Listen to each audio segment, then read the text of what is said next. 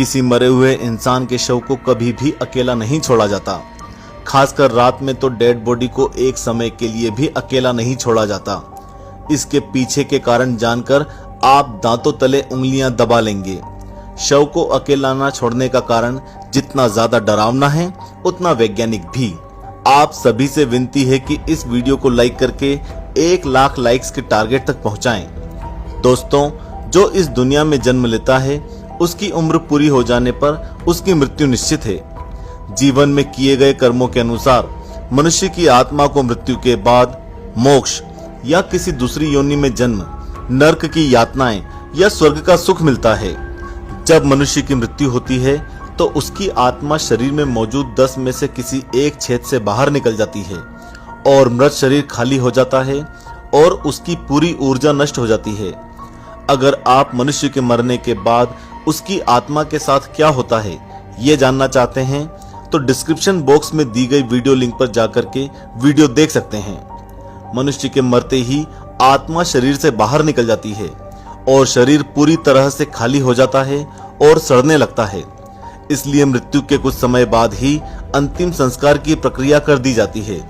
लेकिन गरुड़ पुराण के अनुसार कभी कभी अंतिम संस्कार कुछ समय के लिए टाल दिया जाता है, जिसमें सबसे पहला कारण है कि नंबर 1, अगर मृत्यु सूर्यास्त के बाद हुई है तो सूर्यास्त के बाद अंतिम संस्कार नहीं किया जाता।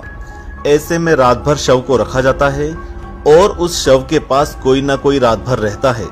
शव को एक पल के लिए भी अकेला नहीं छोड़ते, क्योंकि माना जाता है कि मनुष्य के खाली शरीर में कोई बुरी आत्मा प्रवेश कर सकती है और उस शरीर से कोई भी बुरा काम करवा सकती है। ऐसी ही एक सत्य घटना हो चुकी है, जहां एक मृत आदमी के शव को अकेला छोड़ दिया गया था तो दूसरे दिन गांव में हाहाकार मच गया था। बहुत से लोगों के अनाज के भंडार जला दिए गए थे और लोगों ने मरे हुए आदमी के शव को आग लगाते देखा। असल में होता यह है कि कोई दुष्ट तांत्रिक शव में प्रेत आत्मा घुसाकर अपने मन चाहे काम करवा लेता है। यह नीच तंत्र है, इसलिए इसमें प्रेत ज्यादा देर तक नहीं रह सकता।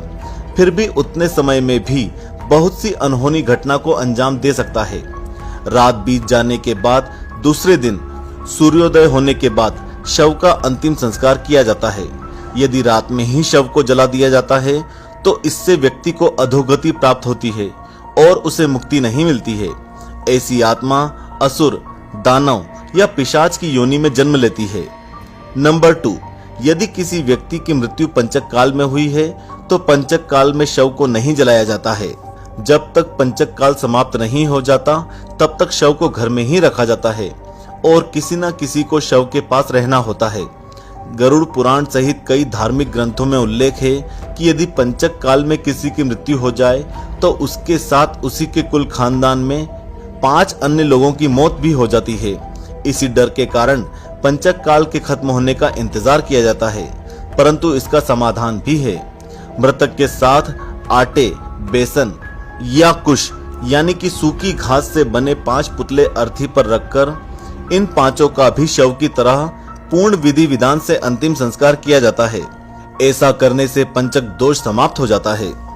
नंबर 3, यदि कोई मर गया है परंतु उसका दाह संस्कार करने के लिए उसका बेटा या उसकी बेटी पास नहीं होकर कहीं दूर है तो उनके आने का इंतजार किया जाता है। तब तक शव को घर में ही रखा जाता है और किसी न किसी को शव के पास रहना होता है। कहते हैं कि पुत्र या पुत्री के हाथों ही दाह संस्कार होने पर मृतक को शांति मिलती है, वरना वो भटकता रहता है। दोस्तों, शव को अकेला ना छोड़ा जाने का सबसे डरावना कारण यही है कि उसके खाली शरीर में कोई भी बुरी आत्मा प्रवेश कर सकती है या कोई दुष्ट तांत्रिक मरे हुए खाली शरीर में किसी भी आत्मा को घुसाकर उस शरीर से कोई गलत काम करवा सकता है। असल में तंत्र में ऐसी विद्याएं हैं जिससे तांत्रिक किसी भी प्रेतात्मा को किसी मृत शरीर में घुसाकर अपना मनचाहा काम करवा सकते हैं। शव को अकेला छोड़ दिया जाए तो उसके आसपास लाल चींटियां या अन्य कोई नरभक्षी रेंगने वाले प्राणी या पशु आकर शव को खा सकता है। इसीलिए वहां कोई ना कोई व्यक्ति बैठकर शव की रखवाली करता है। पुराणों के अनुसार व्यक्ति की आत्मा शुरू में अधोगति होकर पेड़ पौधे, कीट पतंगे, पशु पक्षी योनियों में विचरण कर ऊपर उठ जाती है और अंत में वह मनुष्य वर्ग में प्रवेश करती है। मनुष्य अपने प्रयासों, अपने कर्मों से देव या दैत्य वर्ग में स्थान प्राप्त कर सकता है। वहां से पतन होने के बाद वह फिर से मनुष्य वर्ग में गिर जाता है। यदि आपने अपने कर्मों से मनुष्य की चेतना के स्तर से खुद को नीचे गिरा लिया है तो आप फिर से किसी पक्षी या पशु की योनि में चले जाएंगे। यह क्रम चलता रहता है, अर्थात व्यक्ति नीचे गिरता है या कर्मों से ऊपर उठता चला जाता है। शव के आसपास जगह को साफ सुथरा किया जाता है और धूप के साथ ही दीपक भी जलाया जाता है ताकि वहां दूर तक उजाला फैला रहे। इसका भी यह कारण है कि मृतक कहीं अधोगति में नहीं चले जाए, क्योंकि रात्रि के अंधकार में अधोगति वाले कीट पतंगे, रेंगने वाले जीव जंतु और निशाचर प्राणी ज्यादा सक्रिय रहते हैं। उस दौरान आत्मा की अधोगति में जाने की संभावना बढ़ जाती है।